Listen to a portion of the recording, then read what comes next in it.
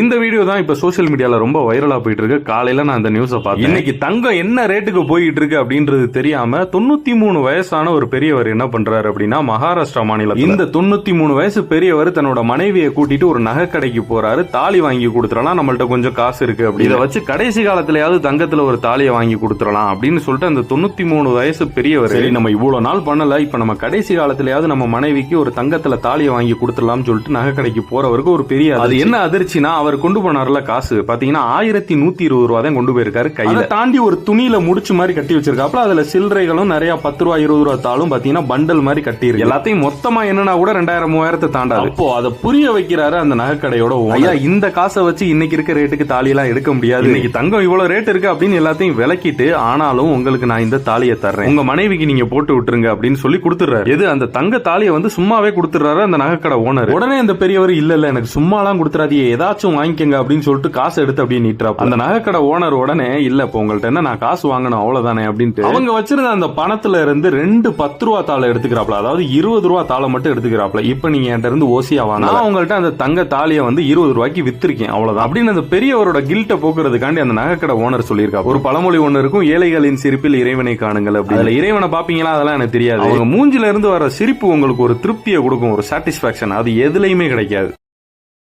Download ShareChat.